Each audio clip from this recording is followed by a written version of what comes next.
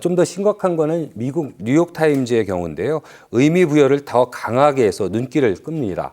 전직 검사였던 윤 대통령은 사람들을 감옥에 가두곤 했다. 이젠 공식 체포된 뒤 그는 혼자 감옥에 갇혀 있다며 영예로운 위치에서 극적으로 몰락한 것을 상징적으로 보여준다고 평가했습니다.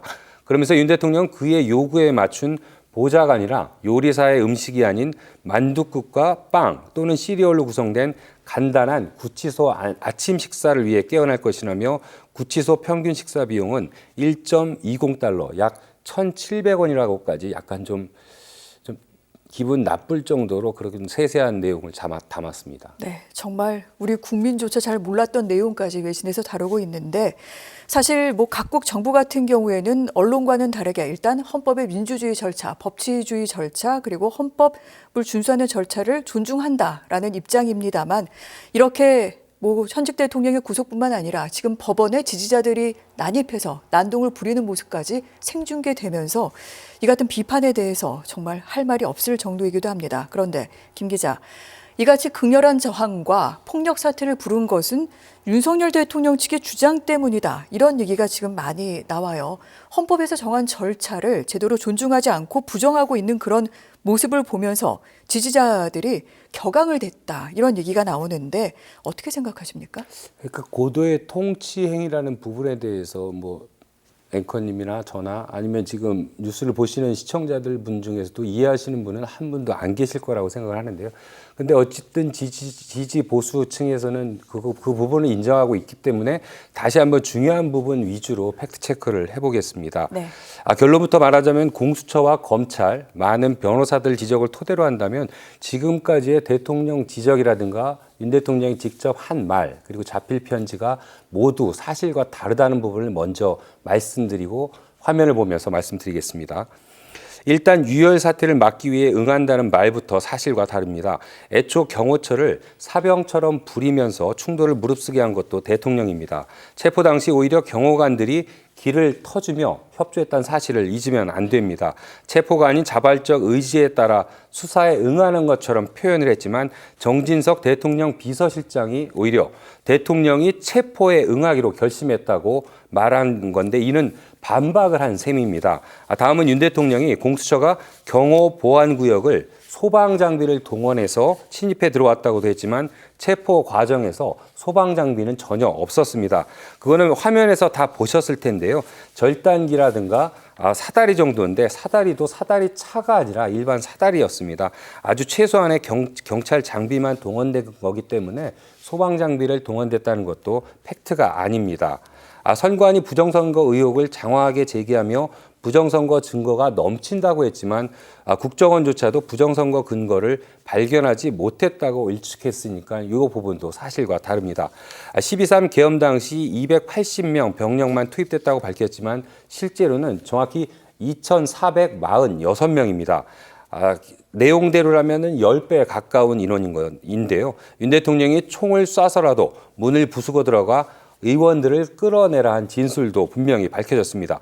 무엇보다 2시간여 만에 계엄이 끝난 건 당시 국회에서 해제한 표결에 참여한 국회의원 109명의 몫이지 대통령의 지시에 의한 건 아니었습니다. 네.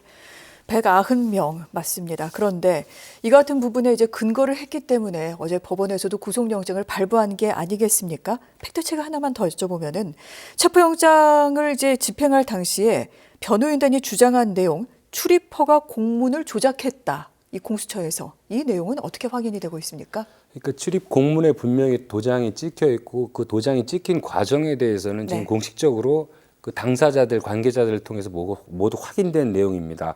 모든 기관과 담당자들은 맞다고 하는데 왜 대통령 측만 틀리다고 하는지 의아스러운 대목인데요. 2차 체포영장 집행 전날 공수처가 승인받았다는 허가 공문엔 도장이 선명하게 찍혀 있습니다. 윤석열 대통령에 대한 2차 체포영장 집행 전날이죠.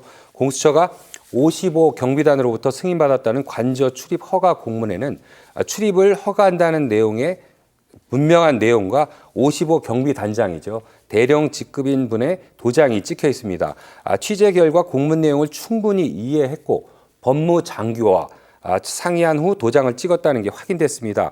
도장을 가져와서 동의하에 날인까지 한 정황이 분명한데도 윤 대통령 측은 공수처가 강압적으로 도장을 탈취했고 또 수사관이 독자적으로 도장을 찍었다고 주장합니다.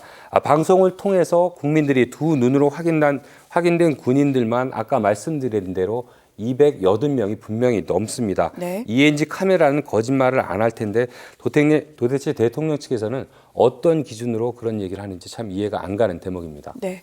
사실 윤석열 대통령 내란 우두머리로 지금 혐의를 받고 있고요. 그래서 구속이 됐습니다.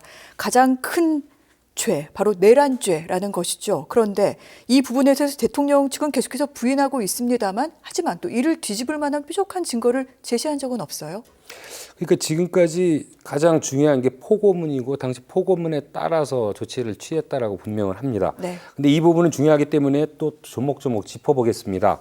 우선 윤 대통령 변호인단 탄핵 심판 답변서를 먼저 보시겠습니다.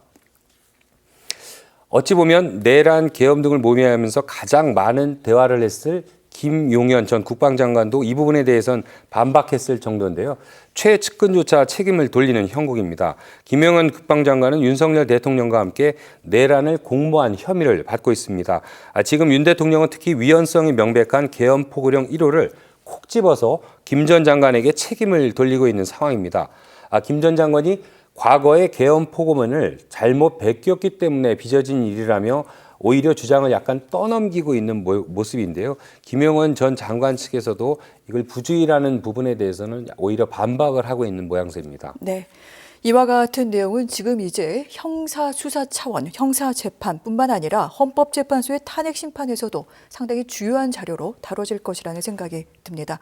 앞으로 20일 동안 공수처와 검찰이 더 수사를 진행하고 그 이후에는 기소 절차를 밟게 되는데 앞으로의 상황도 계속해서 지켜보도록 하겠습니다. 김대희 기자 수고하셨습니다.